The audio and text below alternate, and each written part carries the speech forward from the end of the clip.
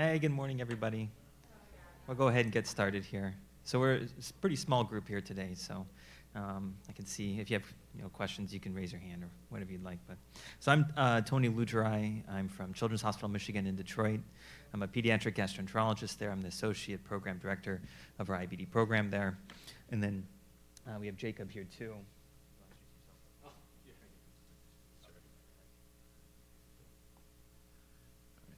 And I'm Jacob Kurowski. I'm the medical director of pediatric inflammatory bowel diseases at Cleveland Clinic Children's.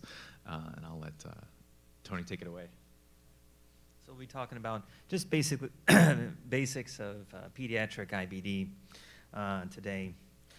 So just briefly, the information is for learning and may be different in individual cases.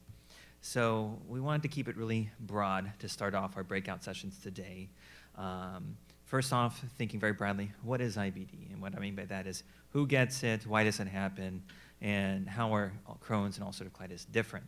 And then next is what is remission? We heard some of that already this morning with the STRIDE criteria, but is it feeling better or is there more to remission, and how do we check for that in pediatrics? And then what treatment options do we have? We heard some of the advanced options. We'll talk about some of the standard options we use too. So there are two main varieties of IBD. There's ulcerative colitis and Crohn's disease.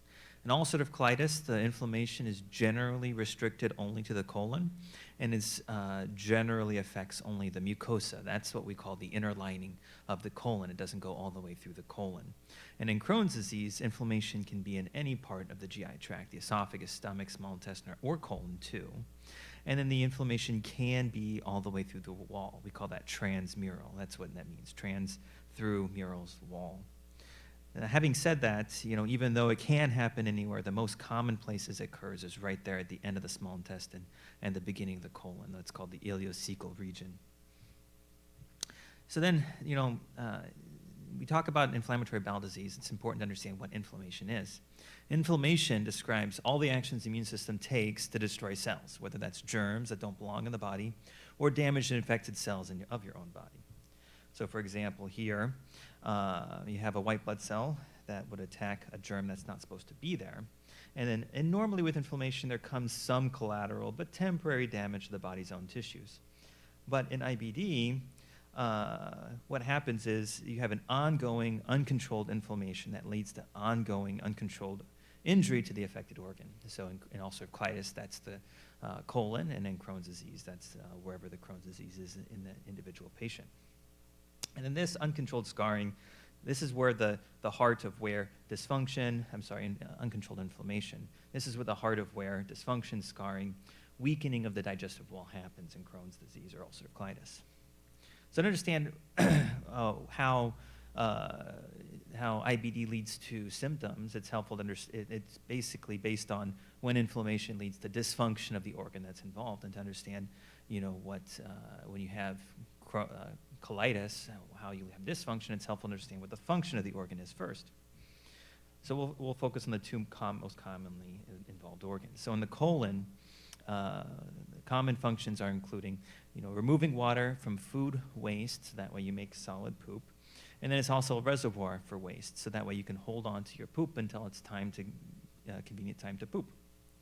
And the small intestine absorbs water to stay hydrated, absorbs vitamins and nutrients to stay strong, and then absorbs protein, carbohydrates, and fats to give you energy and to build bones and muscles and such.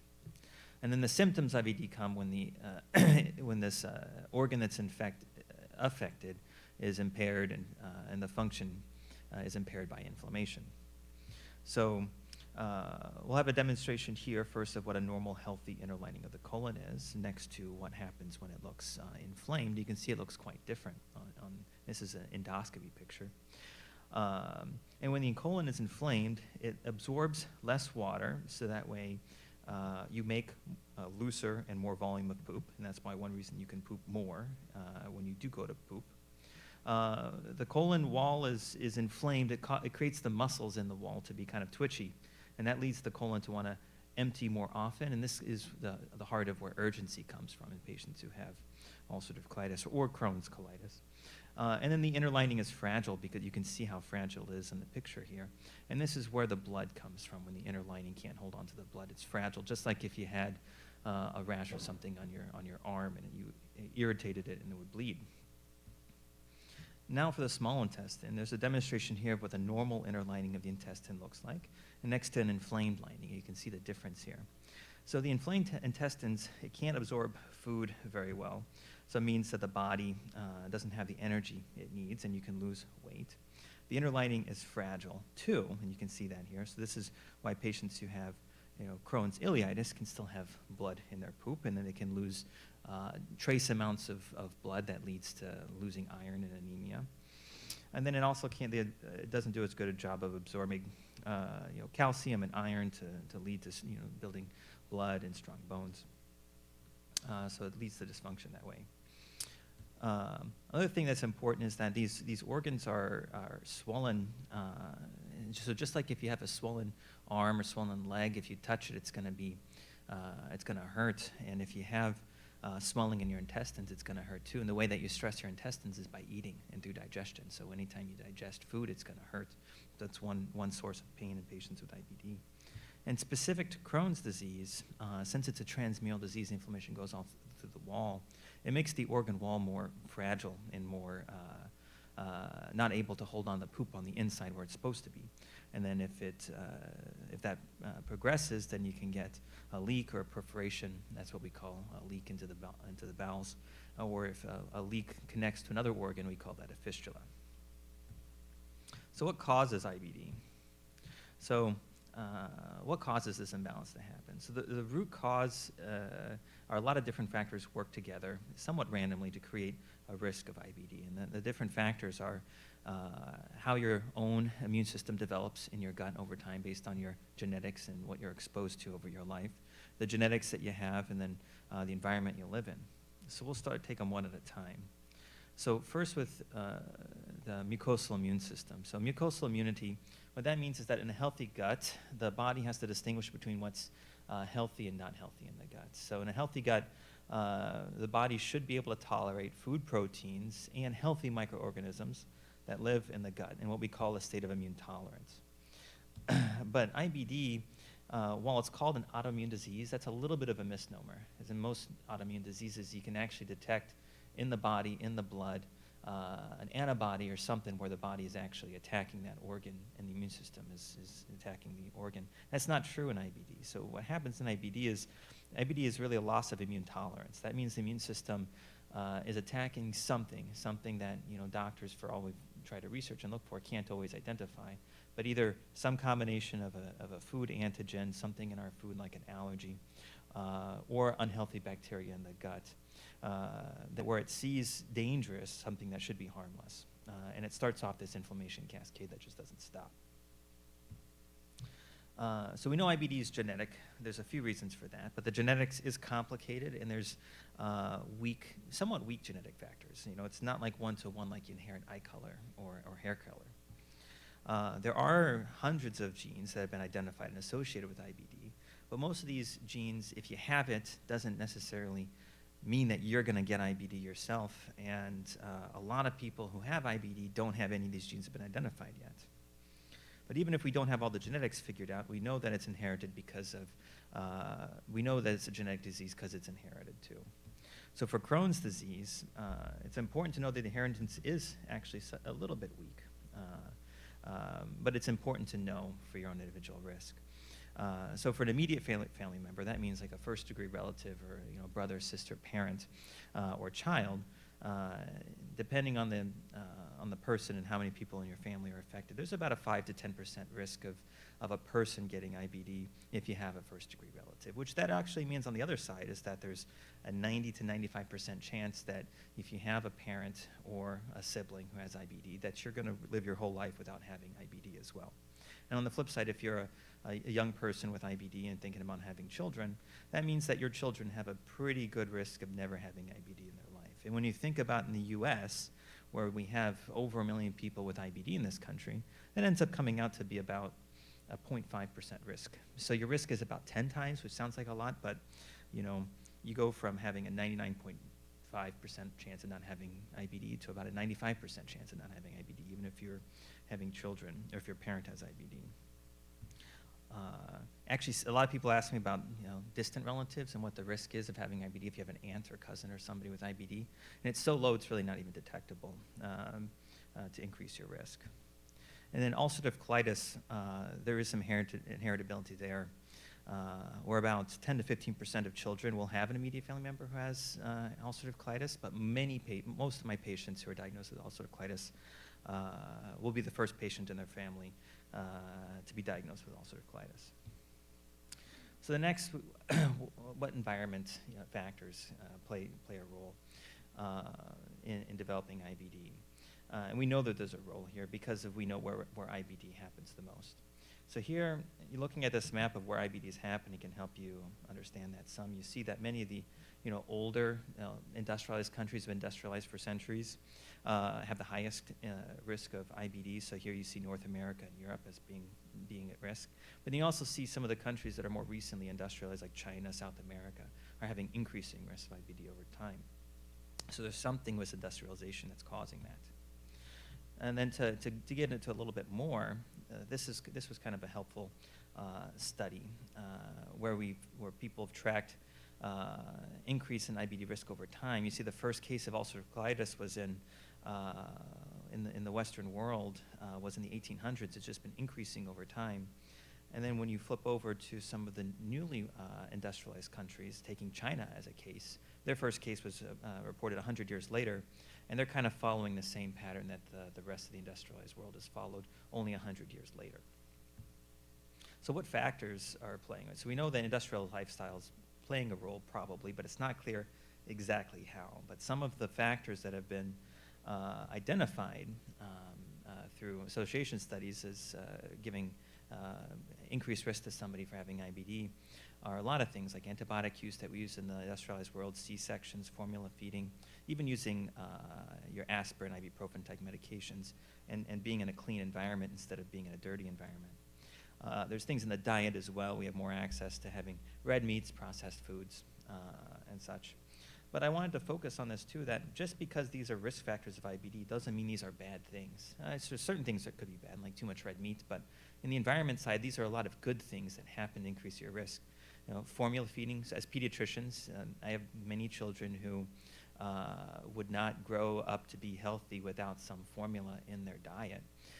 So formula has saved a lot of lives. Antibiotic, of course, has saved lots of lives. C-section saves children's and mothers' lives every day. But the reason to look at this is how can, as a society, we come up with policies to appropriately use these important technologies and encourage breastfeeding when we can, like we have for the last 10 years with the Affordable Care Act to allow women to pump and to have access to pumping. And then also empowering people who have a family history of IBD to know that it might be extra important to try to breastfeed or extra important to avoid that antibiotic for what's probably a cold in somebody, but use these technologies when they're needed. And then lastly, I frequently get asked, who gets IBD, and are kids just too young to have it? And I think a lot of people look at it this way. It's because if you look at the population, about only 5% of all patients with IBD are children. About 62,000 children with IBD at any given time, whereas the rest of the 1.1 to 1.3 million people are adults. But that kind of hides the fact because you're going to have IBD for the rest of your life, even when you're diagnosed as a kid. And the most common time to be diagnosed is between like 10 to 20 years old. In fact, about 25% of IBD onset occurs in childhood, and in your early 20s too is another common time to be diagnosed. So with that, I'll hand it over to Jake.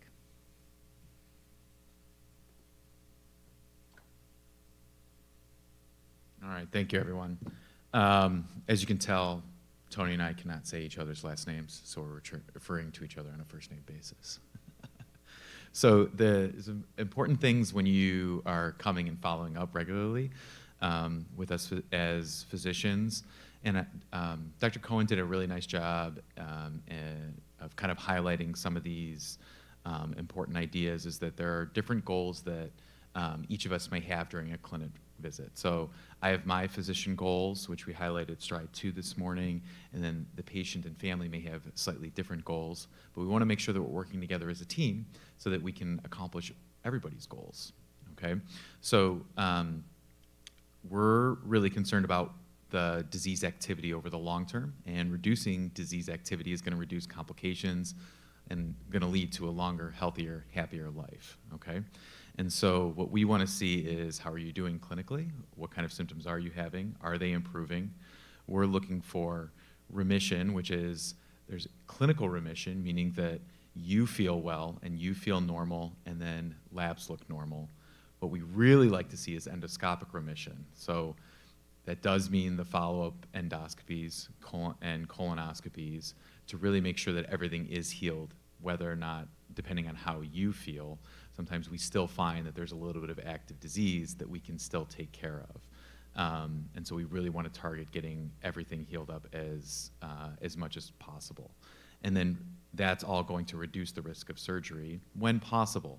But that's not always possible for everybody. That's not necessarily a failure. Some people will need surgery regardless, and much of those cases occur within the first year of diagnosis, and that's unfortunately part of the process. But our goal then is to have a successful surgery, because it can put you into a surgical remission by removing all the disease, and that is very helpful, and that's part of the process. And so we want to set you up for success. Now, your goals might be slightly different, although always aligned. I think everybody would agree we want to avoid surgery where possible. But these are the things that physicians, we want to hear about, and that we've learned to listen a little bit better, is that for patients, patients say that they want to feel well, they want to eat normal, they want to be off steroids. It's always in the top few. Okay, notice how I didn't list being off steroids, even though it is important to me, but it's one of the first questions that patients always ask. And they want to get back, everybody wants to get back to school or to work. We want you to grow. Patients want to grow. Everybody wants to be a little bit taller. They want to make sure that they're reaching their height. And then they want to stop coming to the doctor when they can.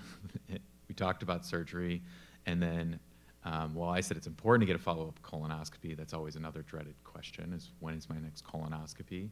And it is a necessary tool that we need to do, and we talk about that, okay? And everybody wants to be normal.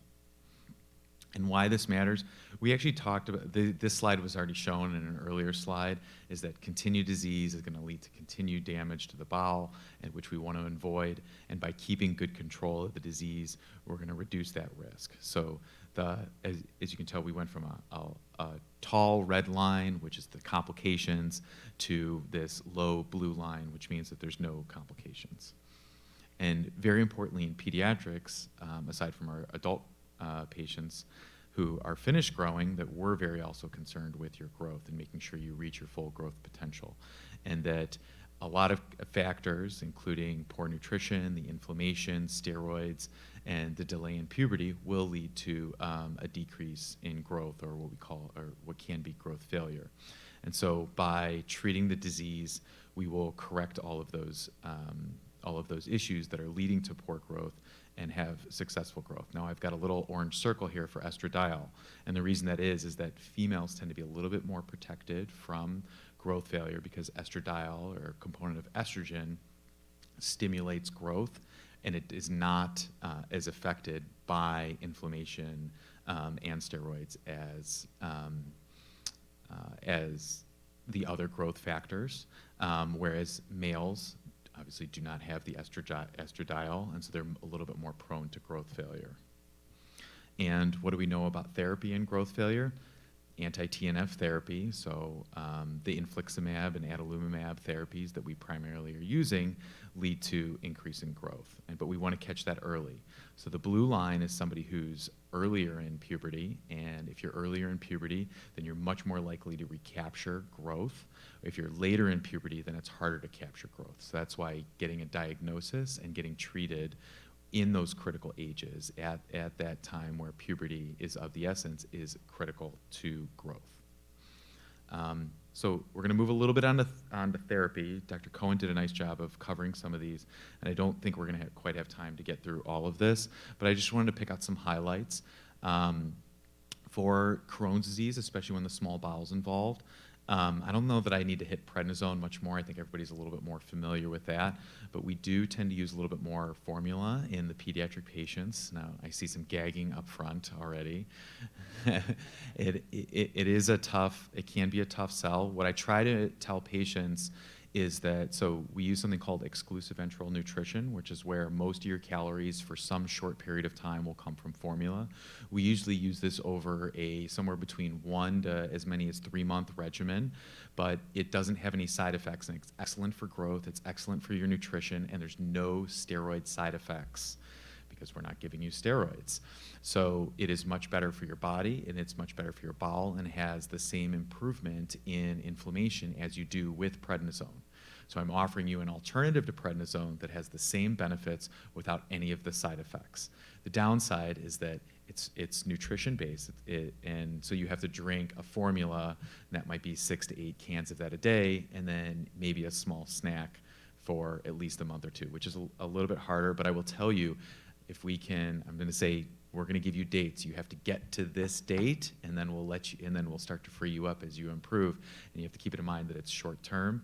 It's a little bit of an easier sell. And I would say I'm more successful at convincing a 16-year-old than the adults are at convincing anybody in their 50s or 60s. All right, so I'm going to hit, just kind of coast over the prednisone, just in the interest of time. As you've heard some of the therapies this morning from Dr. Cohen again, we also will use infliximab and anti-TNF therapies, which have been absolutely just revolutionary and fantastic for our patients with Crohn's and colitis. Without these medications, we would still very much be in the dark ages of prednisone and surgery. So infliximab primarily still remains one of the best options for Crohn's and colitis. It is given via an IV. There is a subcutaneous form that is being developed, and I believe is out in Europe, and it'll take a little bit more time for it to get to the U.S., although it's yet to be seen if it is as effective. But it is the fastest response, and it has the best data for all complications. In the pediatric population, we do watch out for some of the side effects that can be a little bit annoying with it. Fatigue is usually short-lived. Psoriasis can happen a little bit later, and usually is very manageable. And then I think one of the things that people don't talk about is that any medication or any event in your life can cause telogen effluvium, which is where you start to lose hair, but it's not a permanent hair loss. It's not actually hair loss. It's just turnover of hair, but it always freaks out my patients who have thick hair, both males and females, and they'll see clumps of hair in the drain. They're not actually losing any hair from one specific area. It's just from all over, and it's just a quick recovery. It's part of the body's healing process. And just to highlight the adverse events, I know it was mentioned this morning that there was a slight increase in lymphoma. In our pediatric population, the meta-analysis has not shown an increased risk of lymphoma as we've gone on in times with these. A lot of the data early on came out when patients were still treated with prednisone and other medications for a long time. And since we've had newer patients who have not been exposed to some of those older medications and we treat early, that the risk of lymphoma has actually become statistically insignificant. The absolute number is still slightly increased compared to the general population, but after statistical analysis, it is not significant. So I like to highlight that. It's very much the same for adalimumab, just the dosing is a little bit different. I'm going to refrain from using drug names that you may know from commercials, just in the interest of these. And then that's my timer that we're almost out. We have just a few more minutes.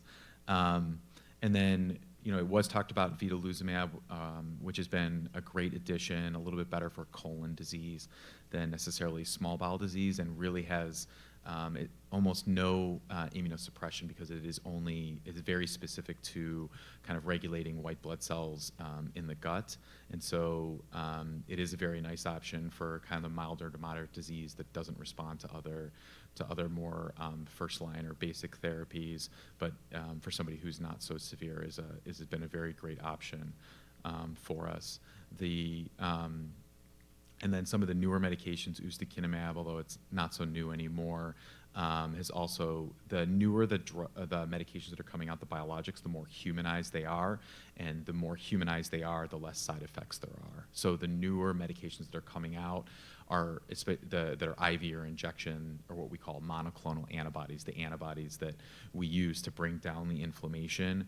The more new ones, they are safer and safer and safer because they look as close to human as possible. The technology has gotten very, very good with developing these, and so as a result, the side effects continue to decrease.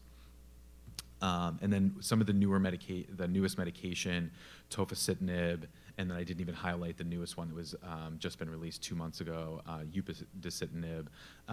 These are the first oral drugs that we've had in decades.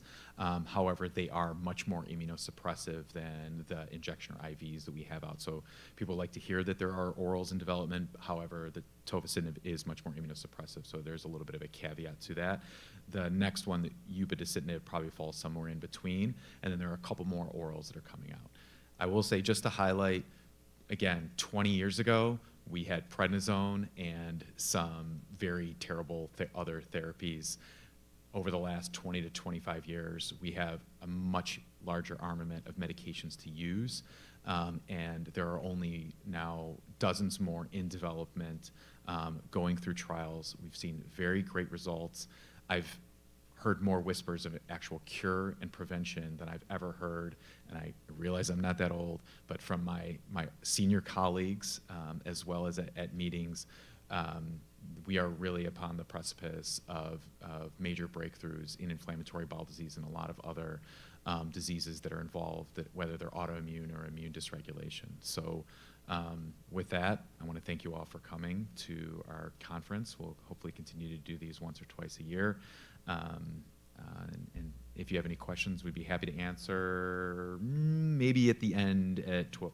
I think we're scheduled at 12 to do a Q&A, but I think the next session is going to start here in a few.